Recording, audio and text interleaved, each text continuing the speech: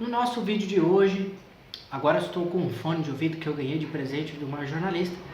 No nosso vídeo de hoje, nós vamos tratar a respeito sobre livramento condicional.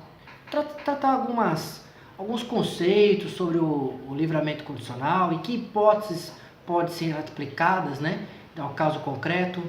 E nós vamos estabelecer essas dimensões acerca desse instituto jurídico penal.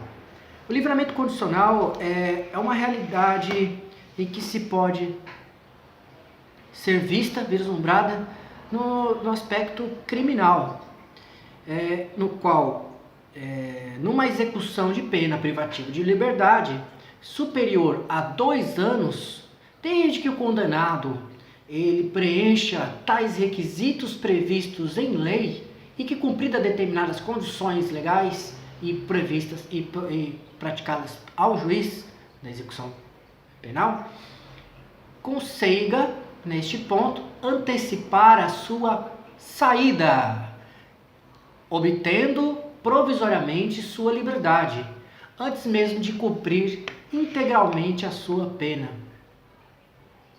Assim, nós podemos traçar uma divisão entre a antecipação da pena e que ela seja precária e sobre uma condição.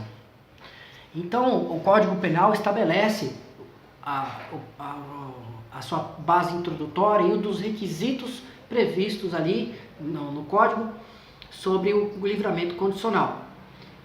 E há casos também, o próprio Código Penal, que trata também sobre situações em que se revoga. E o que se deve também colocar em consideração é a questão da revogação nos casos que estão previstos no Código Penal também, no artigo 86 e 87. Assim nós temos a divisão, né? Essa liberdade ela pode ser antecipada de forma precária e condicional. Por que essa liberdade ela é antecipada? Tendo em vista que ao final do cumprimento da pena, ela será, antes do final do cumprimento da pena, ela será aplicada a liberdade condicionada. E ela é precária porque ela pode ser revogada a qualquer tempo, desde que nos casos previstos lá no Código Penal, conforme mencionado, 86 e 87, o artigo 86 e 87, que estabelecem como causas e que revoga a liberdade condicional. E a própria condicional, no qual se sujeita o preso a estabelecimento de um benefício conforme as condições previstas pelo juiz que assim lhe concedeu o benefício. Assim, a questão de competência, né, na base processual, a competência de decisão sobre o livramento condicional será do juiz de execução, do local onde o sujeito cumpra a sua pena, e não do juiz sentenciante. O próprio Código Penal, artigo 66, parágrafo 3º-E, estabelece nesse sentido. Há também levar em consideração o período de prova. O período de prova é aquele em que o tempo em que o condenado ficará sob os cuidados do Estado, o mesmo estará livre e será denominado uma nomenclatura que se coloca. O preso não vai ser chamado de preso, mas sim egresso. A lei de execução penal, no artigo 26, parágrafo 2º, estabelece que considera-se egresso para os efeitos desta lei a liberdade condicional durante o período de prova, que é o período de prova, que é o tempo que o preso estará condicionado aos cuidados do Estado. Nesse sentido, há a questão de fiscalização. Quem fiscaliza o preso? Na verdade, o Conselho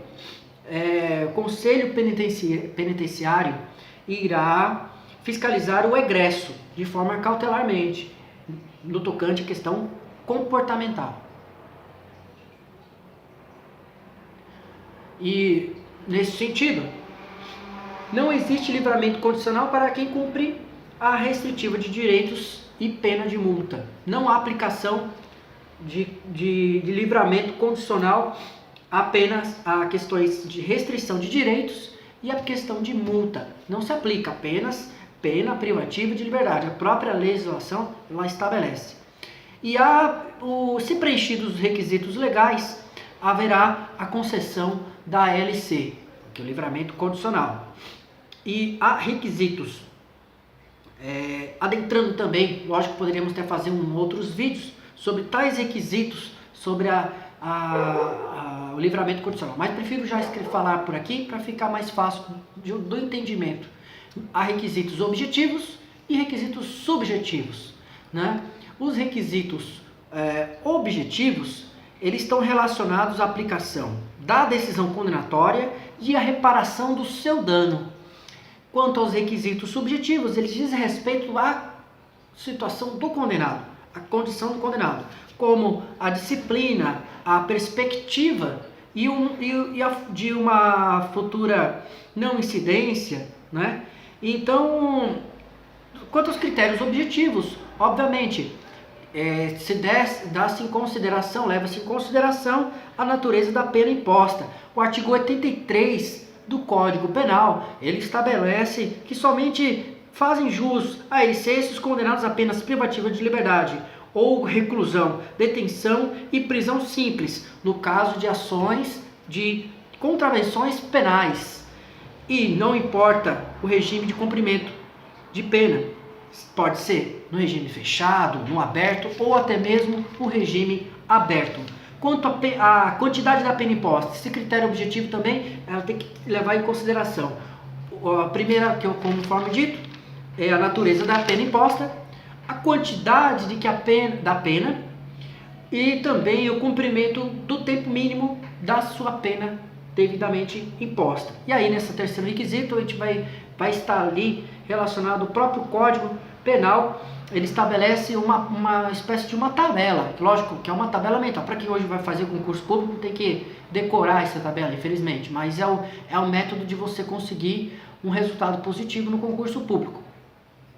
Mas a quantidade da pena imposta, o artigo 83 ele estabelece a respeito do Código Penal, que somente podem fazer jus a ele seus condenados a pena privativa de liberdade, seja regime aberto, semiaberto ou aberto, prisão simples, né? De pena igual ou superior a 2 anos. E as penas de infrações diversas devem ser somadas para fins de concessão do benefício da liberdade condicional. O artigo 84 do Código Penal ele estabelece nesse sentido. E o cumprimento de tempo mínimo de pena imposta, ele estabelece alguns requisitos, alguns parâmetros. Até fiz algumas anotações porque eu fiz uma tabela no qual estabelece nesse sentido. Então, aquele que não recidente de crime doloso, 1/3 da pena. Recidente de crime doloso deverá cumprir a metade da pena. Quem não é reincidente de crime doloso, cumprido 1/3 da pena, e pena acima de 2 anos, igual ou superior a 2 anos, já faz jus ao benefício. Se a pessoa é reincidente, ele deve cumprir a metade da pena para que ele possa requerer esse livramento condicional. Agora, nos casos de crimes hediondos, que são o crime de terrorismo, tráfico, tortura ou a eles equiparados, como o caso de estupro, são os crimes hediondos, 2/3 de pena. Se cumpridos os 2/3 de pena, já cabe entrar com um pedido de livramento condicional. Agora, em relação de reincidência de crime específico ao crime hediondo, não terá direito ao livramento condicional. Aí já fiz uma pesquisa, já até fiz um teste numa prova de concurso público. Eles fizeram uma pergunta da seguinte maneira: reincidente de crime diverso de crime hediondo, é cabível o livramento condicional? Com certeza sim, porque a lei diz respeito apenas de forma restritiva. Lógico que vai ter posicionamentos contrários, mas reincidente de crime específico de crime hediondo, que são crimes de tráfico, terrorismo e tortura, obviamente não podemos relacionar, se for, por exemplo, um tráfico e uma tortura, ou um crime de terrorismo e estupro, nada impeça que se aplique também ao livramento condicional. Assim, a simples prática por si só, lógico, o Código Penal ele estabelece também outro motivo de aplicação. O artigo 63 do Código Penal estabelece que a simples prática já se considera como reincidência e para fins de livramento de pena unificada, as penas devem ser unificadas adstrita ao limite de 30 anos. Existe até uma súmula, acredito que é uma súmula do STJ que trata a respeito deste tema. E a questão da detração penal, ou seja, por exemplo, casos de pessoas presas em flagrante delito, pode ser contado como pode ser referência com contagem de prazo para entrar com o pedido de livramento condicional. Vamos supor que a pessoa foi presa em 2010, não é? E já se contou acima de 2 anos que ela está presa em flagrante. Daí em diante ela continuou presa durante o curso do processo. Foi julgada. E aí tem que unificar essa pena para a contagem. Assim como ser possível em casos de remissão de pena, que diminuindo-se a pena aos poucos, mesmo que havendo a de remissão da pena, é possível também o livramento condicional. A condenação penal, sendo que a condenação penal no artigo 91, primeiro, estabelece que a condenação criminal tem como um dos seus efeitos automáticos a obrigação do condenado em reparar o dano causado pela infração que cometeu. A questão da reparação do dano, ela está realmente direcionada também lá no Código Penal relacionada ao livramento condicional. Ela terá por obrigação, inclusive, o Código de Processo Penal estabelece no artigo 387, parágrafo 4º, que viabilizando uma futura ação civil ex delito na esfera civil. Assim como também o artigo 63 do Código de Processo Penal, tecendo essas breves anotações. Um exemplo disso, um caso de crime de furto. A pessoa roubou 50 mil reais, o juiz criminal, com base na avaliação dos bens, e a vítima leva aquela ação, aquela sentença do juiz a juízo civil, e ela vai se constituir um título executivo judicial. E será baseando-se na sentença criminal. O artigo 83 do Código Penal, ele estabelece a pessoa pode reparar o dano, né, nesse período, né, até conforme requisito objetivo, tem o direito de reparar o dano, salvo impossibilitado de fazê-lo. E há 2 situações que a própria jurisprudência pátria estabelece nesse sentido, que se a vítima não for encontrada, ou mesmo havendo a hipossuficiência material, a impossibilidade de ressarcimento ao dano financeiro. Então são essas 2 possibilidades. E é a questão da prova de pobreza também, mas ela está condicionada à investigação do próprio magistrado, ou por via de investigação do Ministério Público, como fiscal da lei, podendo nesse ponto agir nesse sentido. Quanto aos aspectos subjetivos, o bom comportamento, o bom desempenho de trabalho, atribuição para sustentar-se fora do presídio, não poder ser reincidente de crime específico de onde ele equiparado, condições que lhes façam ser favorável e que não irá delinquir, nesse caso exame criminológico, e a falta grave, no qual a falta grave não irá interromper o prazo para a concessão da liberdade condicional. Então, quais os requisitos subjetivos eu elenquei e agora eu vou explicá-los, obviamente. O bom comportamento carcerário, ela deve ser provado. Nesse sentido, muitos acontece com o profissional, com o advogado em si, pelo qual eu já até consultei em relação a algumas decisões dos tribunais, em que muitos advogados entram com um habeas corpus, ao invés de entrar diretamente com o livramento condicional para questão de progressão de regime ou alguma situação nesse sentido. Primeiramente, habeas corpus em casos de livramento condicional é incabível, obviamente é incabível, pelo fato de que o habeas corpus ele tem a sua ou um mandado de segurança ou qualquer outra medida, remédio constitucional, ele tem de prova pré-constituída, ou seja, precisa de já ter uma prova pronta, já programada. Nesse caso, para que o requisito subjetivo de prova, elemento probatório para entrar com o LC, com o livramento condicional, a declaração do diretor do presídio. Essa é fundamental, a declaração do diretor do presídio para traçar o bom comportamento do carcerário e o bom desempenho do trabalho, porque na LEP, a Lei de Execuções Penais, ela estabelece que o preso tem direito ao trabalho. Lógico que não podemos entender como trabalhos forçados, não possa haver trabalho forçado perante a lei. A lei proíbe nesse sentido, inclusive. E a aptidão de se autossustentar fora do presídio. Esse requisito de autossustentar depois que sair, é lógico que ela só apenas está relacionada às questões da pessoa que não volte a delinquir. Então também seja um objetivo, claro, um critério subjetivo, obviamente, pelo simples fato de que a pessoa se autossustentando, ela não vai parar novamente no sistema prisional.